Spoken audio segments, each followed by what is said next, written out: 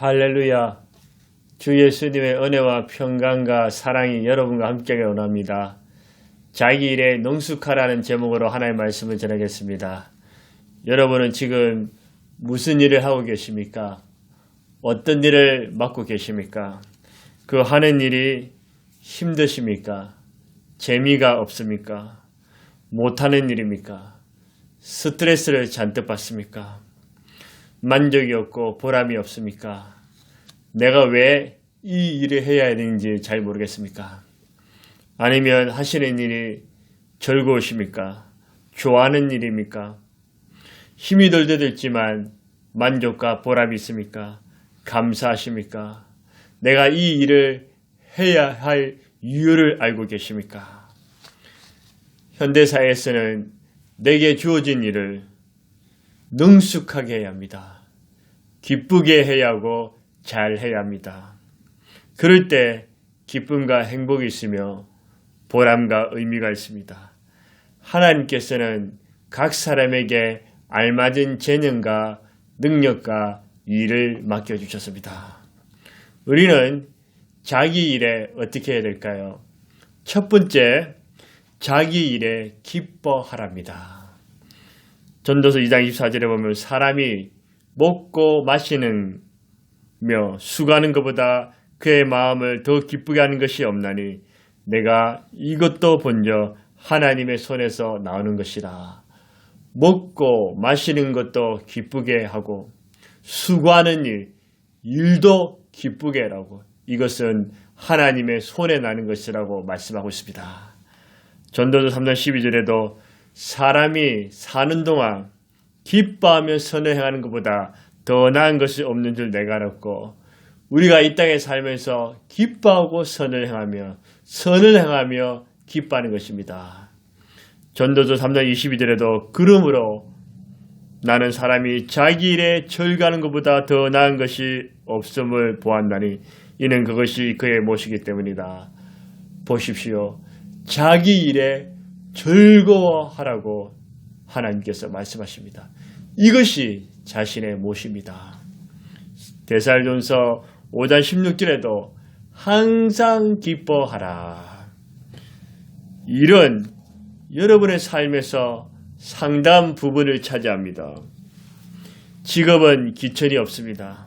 하나님께서 일을 만드시고 여러분에게 맡기신 것은 그 일이 여러분에게 유익하기 때문입니다.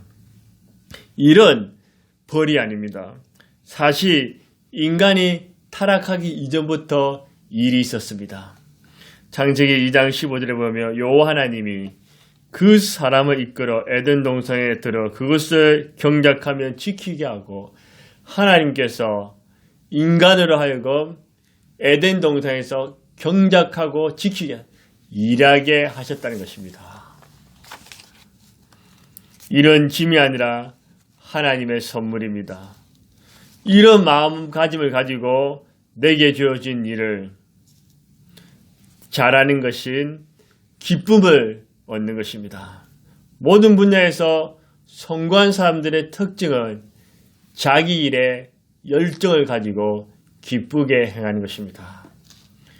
미국의 어떤 주에서는 도로가에 쓰레기를 줍는데 죄수들의 노동력을 사용합니다.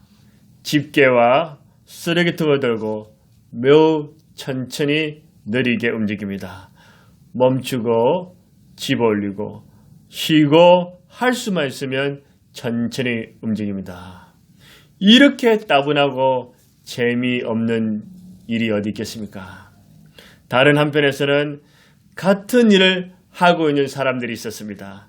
도로를 아름답게 가꾸기 위해 모인 자원봉사자들입니다.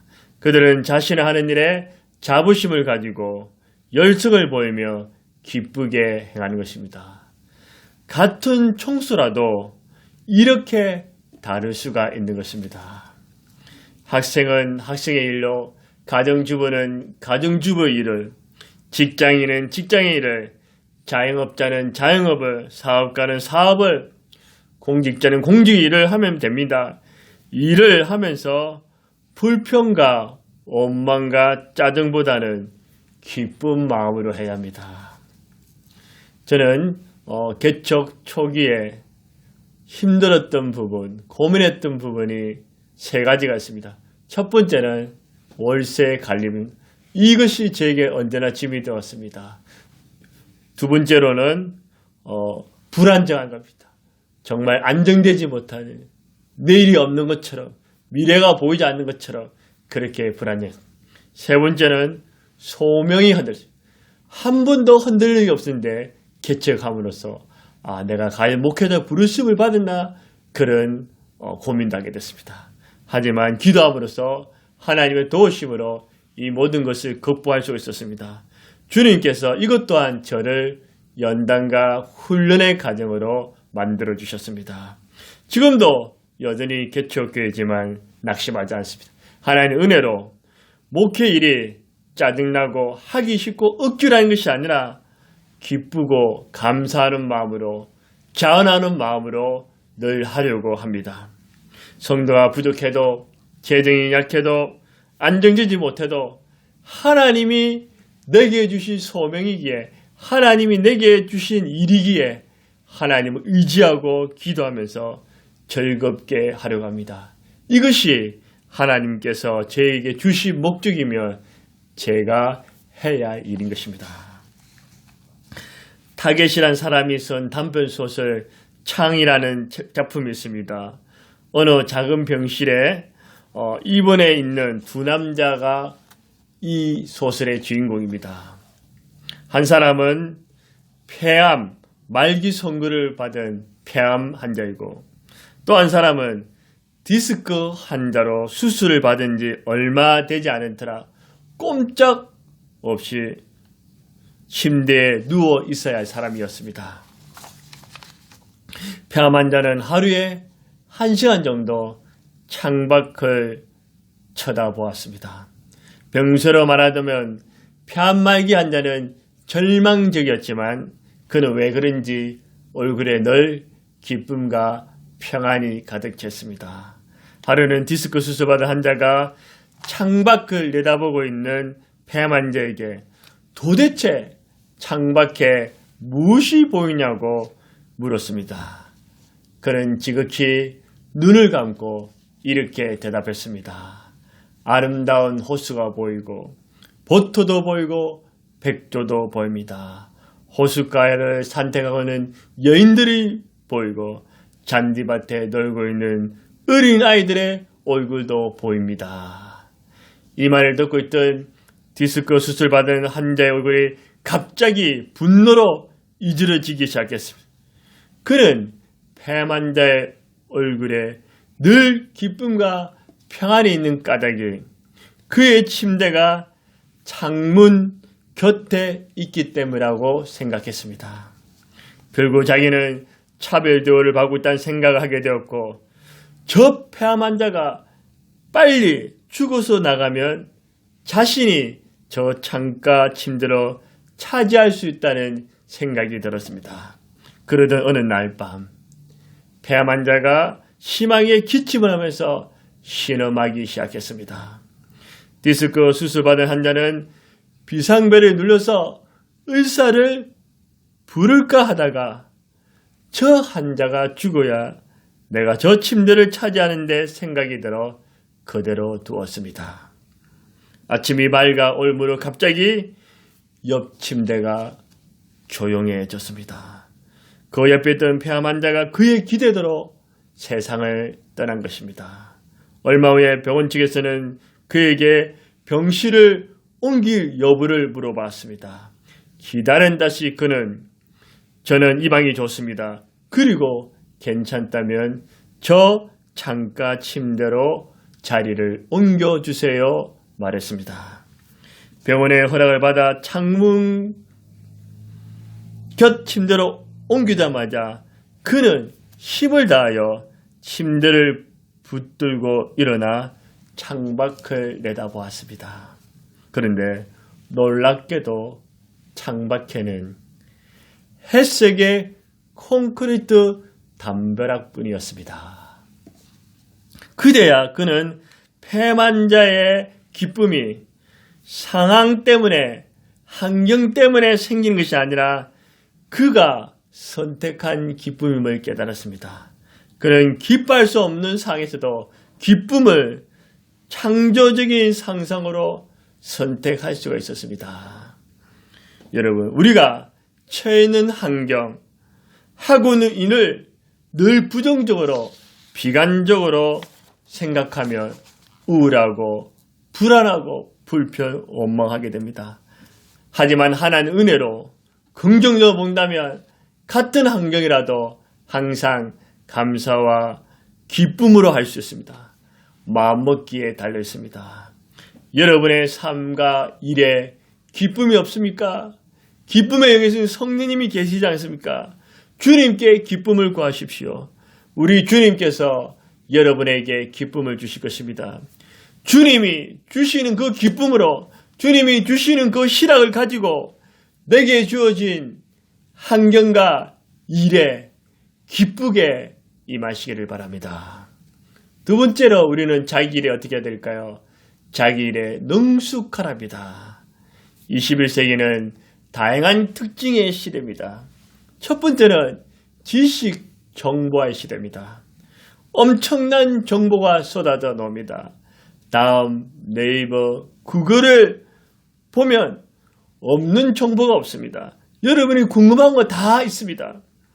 SNS, 소셜 네트워크를 통해서 사회관계망이 전 세계적으로 한눈에 볼 수, 지구상에 누가 지금 어떤 행동을 했다가 볼 수 있습니다.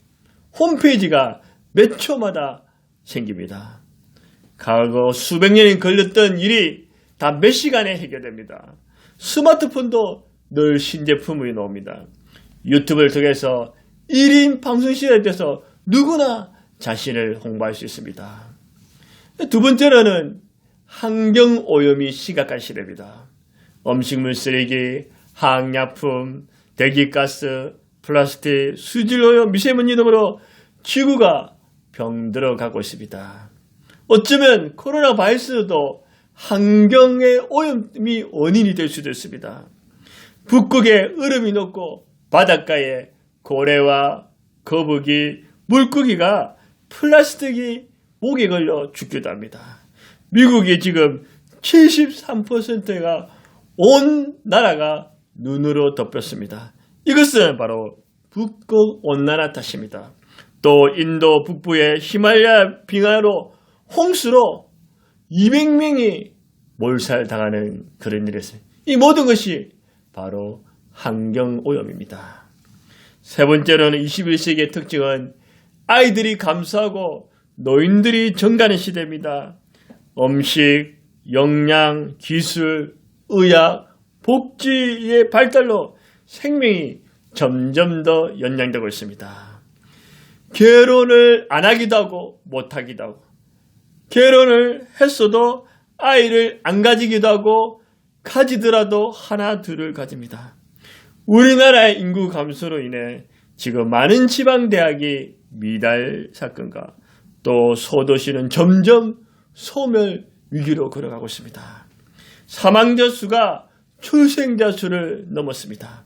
출산율이 한 명도 되지 않고 0.8명대로 급락하고 있습니다. 10년, 20년 후면 노인들이 가득 차게 됩니다. 네 번째 21세기의 특징은 여성들이 사회에 진출한 시대입니다.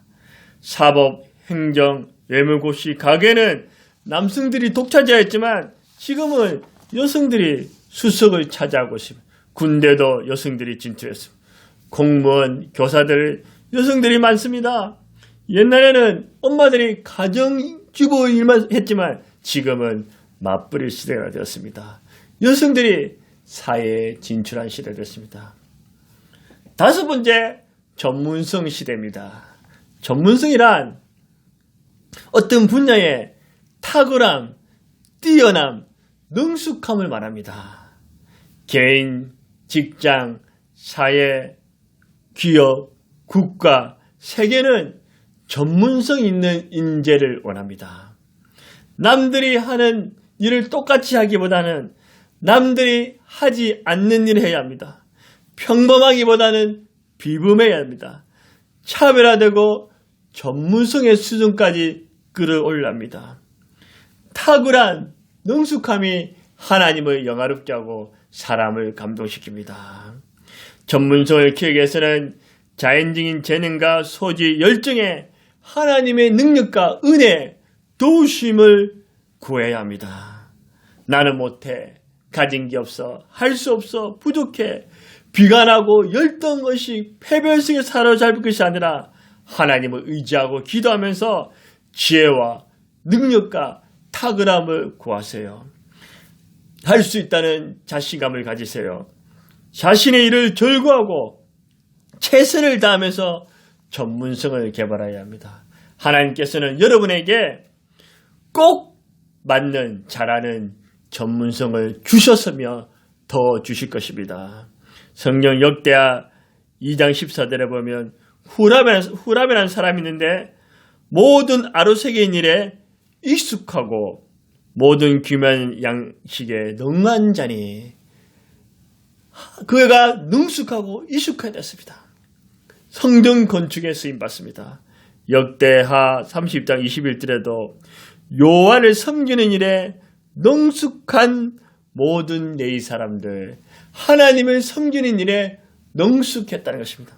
오늘 본문의 잠언 22장 29절에도 내가 자기의 일에 능숙한 사람을 보았느냐, 이러한 사람은 왕 앞에 설 것이요 천한 자 앞에 서지 아니하리라.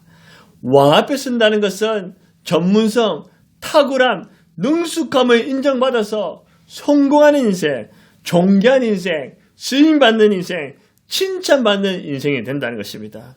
하나님께서 여러분에게도 특별한 능력과 지혜와 전문성을 주시기를 주의 이름으로 축복합니다.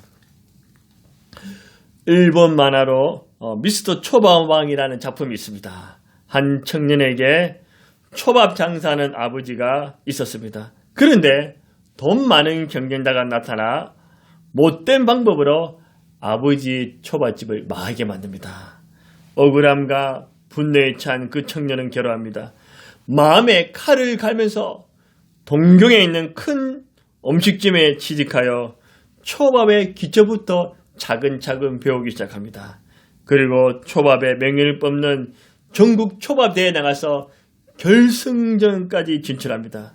그러나 결승전에 올라가 그는 또 다른 경쟁자를 이길 수가 없었습니다.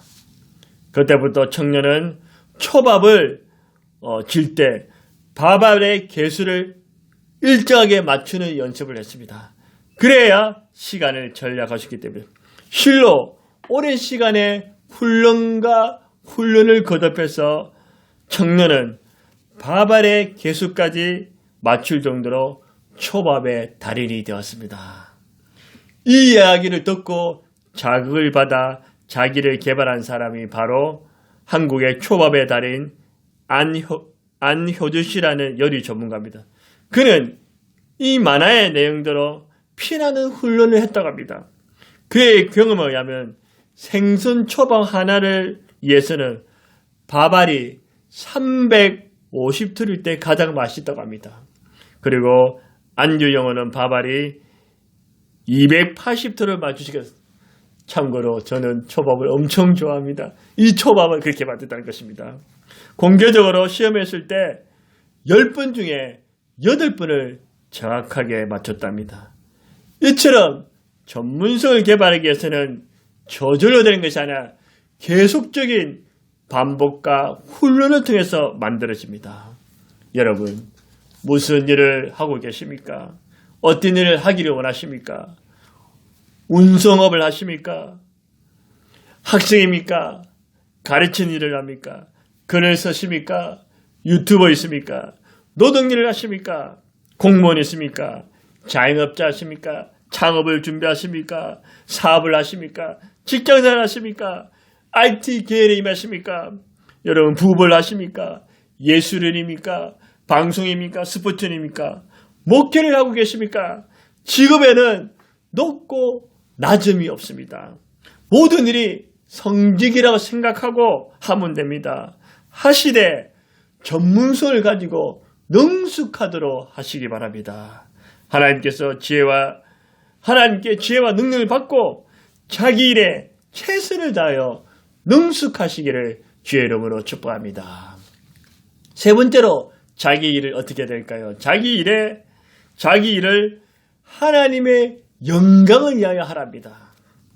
마태복음 6장 13절에 우리를 시험에 들게 하지 마시고 다만 악에서 가옵소서.